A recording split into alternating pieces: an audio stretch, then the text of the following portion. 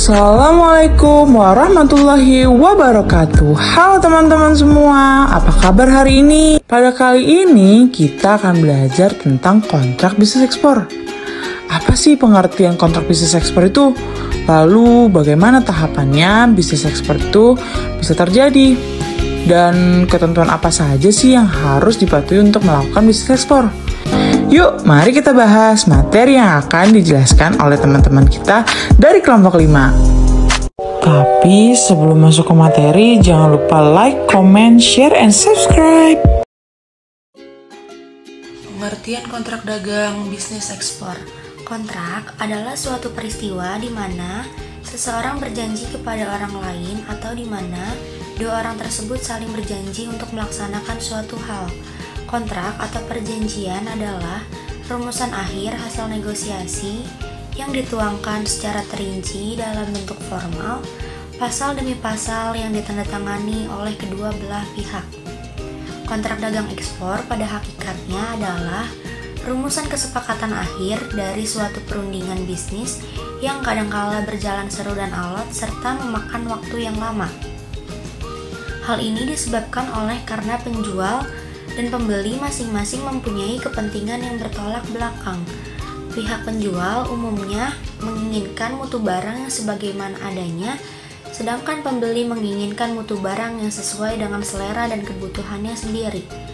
Penjual menginginkan harga yang tertinggi, sebaliknya pembeli menginginkan harga yang serendah mungkin. Penjual menginginkan pengiriman barang sesuai dengan kemampuan produksi dan penyediaan ruang kapal, sedangkan pembeli lebih menghendaki pengiriman barang sesuai dengan musim pemasarannya.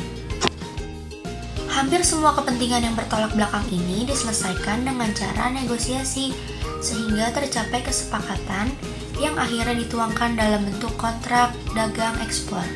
Jadi, yang dimaksud dengan kontrak dagang ekspor adalah suatu peristiwa di mana penjual dan pembeli membuat kesepakatan akhir dari suatu perundingan bisnis yang kadangkala berjalan seru dan alot serta memakan waktu yang lama. Kemudian, penjual dan pembeli saling berjanji untuk melaksanakan jual beli sesuai dengan syarat dan ketentuan yang telah disepakati bersama. Dan, apabila salah satu pihak ingkar janji, akan dikenakan sanksi yaitu ganti rugi kepada pihak yang telah dirugikan sesuai dengan isi yang tercantum dalam kontrak tersebut. Yang dimaksud dengan ingkar janji yaitu salah satu belah pihak berarti tidak melaksanakan isi dari kontrak yang telah disepakati bersama atau melanggar. Tahap promosi. Promosi adalah upaya penjual memperkenalkan komoditas yang dihasilkan kepada calon pembeli. Dan tujuan dari kegiatan ini adalah untuk menarik minat dari calon pembeli terhadap komoditas yang diperkenalkan. Jadi yang dimaksud dengan promosi ekspor adalah upaya penjual memperkenalkan komoditas yang dihasilkan kepada calon pembeli di luar negeri dengan tujuan untuk menarik minat mereka untuk membeli komoditas yang diperkenalkan dengan pembayaran menggunakan valuta asing. 2. Tahap inquiry. Importir yang berminat akan mengirimkan surat permintaan harga atau letter of inquiry atau surat permintaan harga kepada eksportir.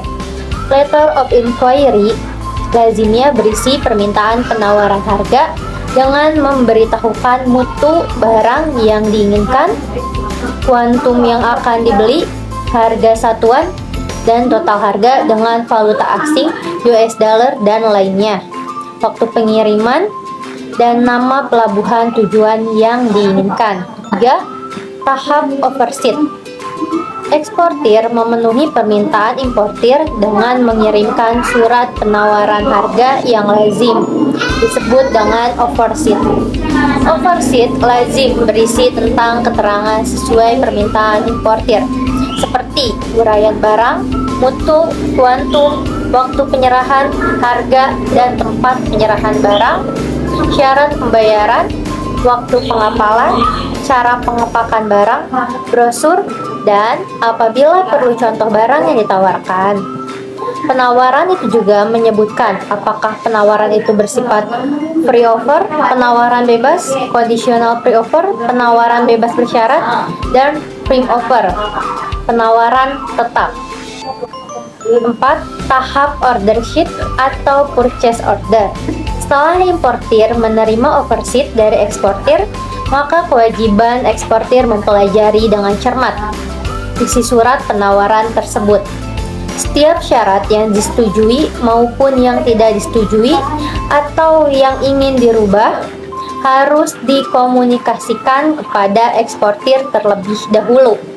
Atau bila mana importir merasa suatu perubahan atau tambahan syarat yang dimasukkan dalam kontrak tidak memerlukan persetujuan lebih dulu dari eksportir, maka perubahan itu dapat saja langsung dimasukkan dalam surat pesanan atau order sheet yang akan dikirimkan oleh importir kepada eksportir. Kewajiban importir selanjutnya adalah mengkomunikasikan persetujuan atas offer sheet yang dikirimkan oleh eksportir dengan perusahaan yang diinginkan. 5. Tahap sales contract.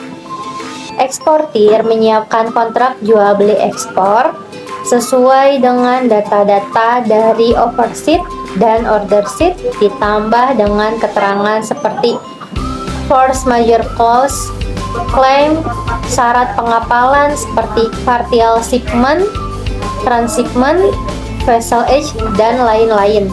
Ditandatangani oleh eksportir dan dikirimkan kepada importir untuk ditandatangani pula sebagai tanda persetujuan atas sales contract itu.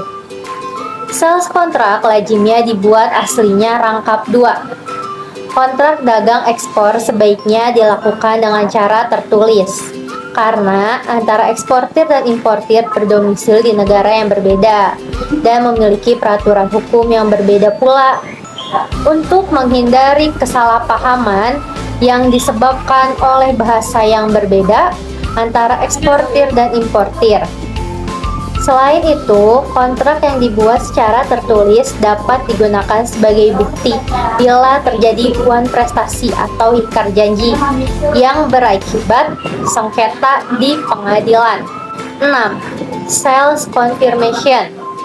Importir mempelajari dengan seksama sales kontrak dan apabila dapat menyetujuinya lantas ditandatangani importir untuk dikembalikan kepada eksportir. 1 kopi original ditahan oleh importir sebagai dokumen asli transaksi yang lazim, disebut sales confirmation. Kedua, kopi sales confirmation mempunyai kekuatan hukum yang sama di dalam sales contract, akan disebutkan hak dan kewajiban dari kedua belah pihak, yaitu eksportir dan importir. Ketentuan umum kontrak bisnis. Suatu kontrak atau perjanjian akan dianggap sah apabila sesuai dengan syarat-syarat sah suatu kontrak. Menurut Sanusi Bintang SH dalam SAMH dalam pasal 1320 KUHP, Perdata menentukan 4 syarat sah perjanjian, yaitu yang pertama, sepakat mereka mengikat dirinya. Maksudnya adalah adanya rasa ikhlas atau saling memberi dan menerima atau sukarela di antara pihak-pihak yang membuat perjanjian tersebut. Yang kedua, kecakapan untuk membuat suatu perikatan. Maksudnya adalah kemampuan seseorang untuk melakukan perbuatan hukum. Jadi, para pihak yang melakukan kontrak haruslah orang-orang yang dinyatakan sebagai subjek hukum. Yang ketiga, suatu hal yang tertentu. Maksudnya adalah objek yang diatur kontrak haruslah jelas, tidaknya dapat ditentukan. Yang keempat, suatu hal yang diperbolehkan. Maksudnya adalah isi dari kontrak tidak bertentangan dengan perundang-undangan, ketertiban umum, dan norma-norma kesusilaan dan agama. Adapun ketentuan-ketentuan minimum yang seharusnya tercantum dalam setiap kontrak bisnis ekspor. Yang pertama, identitas penjual atau bisa disebut juga eksportir. Yang kedua, identitas pembeli atau bisa disebut juga importir. Yang ketiga, pernyataan pihak penjual dan pembeli tentang keterkaitan atau persetujuan untuk melaksanakan pasal-pasal atau ketentuan yang tertulis dalam kontrak. Yang keempat, bahasa yang dipakai dalam kontrak. Yang kelima, performance bond. Yang keenam, harga. 7. Cara pembayaran. 8. Harga yang akan diperjualbelikan. 9. Cara pengepakan. Yang ke-10, masa berlaku kontrak. Yang ke-11, arbitrase internasional. Dan ke-12, penutup. Kontrak perjanjian dagang. Kontrak dagang dapat dikatakan sah atau legal jika memenuhi syarat subjektif maupun objektif. Yang pertama, syarat subjektif, yaitu adanya unsur kesepakatan antara pihak yang membuat perjanjian serta unsur kedewasaan. Yang kedua, syarat objektif, yaitu terpenuhinya hal-hal tertentu dalam perjanjian dan hal-hal yang pokok masalahnya tidak bertentangan dengan peraturan perundang-undangan yang berlaku, ketertiban umum, dan kesusilaan. Informasi penting yang dimasukkan dalam kontrak penjualan. 1. Berisi identitas masing-masing pihak. 2. Deskripsi komoditi, spesifikasi secara terperinci. 3. Kemasan dan merek. 4. Jumlah barang yang dibeli. 5. Quantity weight yang disebutkan dengan jelas untuk menghindari perselisihan. 6. Harga penyerahan yang disepakati dan dinyatakan dalam syarat-syarat penjualan disesuaikan dengan Incoterms 2020. 7.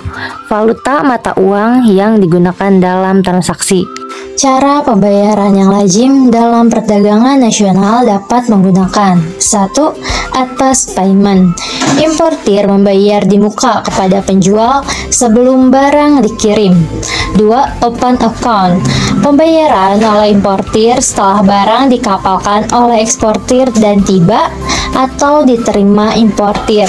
Setelah melakukan pengapalan, eksportir akan mencantumkan tanggal dan waktu tertentu kapan importir harus melakukan. 3. Letter of credit. Mekanisme pembayaran perdagangan internasional untuk memberikan jaminan bank penerbit kepada eksportir sesuai dengan instruksi dari importir untuk melakukan pembayaran dalam jangka waktu tertentu atas penyerahan dokumen yang diminta oleh importir. 4. Telegraphic transfer merupakan pembayaran yang cepat, biasanya dilakukan importir yang ingin barangnya segera dikirim, seperti halnya via transfer antar bank dengan mencantumkan SWIFT kode bank tujuan. Contoh telegraphic transfer. 1. Telegraphic transfer before delivery or shipment, artinya sebelum pengiriman. 2. Telegraphic transfer within 15 days after shipment, artinya dalam 15 hari setelah pengiriman. 3. Telegraphic transfer 30% before shipment and balance 77 by telegraphic transfer often received copy of document by fax, artinya pembeli membayar uang muka 30% dengan mentransfer, sisanya sebesar 70% dibayarkan setelah pembeli menerima kopi dokumen yang diminta melalui fax. 9. Waktu penyerahan barang. 10. Prosedur hukum dan arbitrasi jika terjadi sengketa dan perselisihan.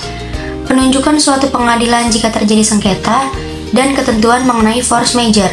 11. Syarat-syarat pengepakan atau packing. 12. Pengapalan atau shipment.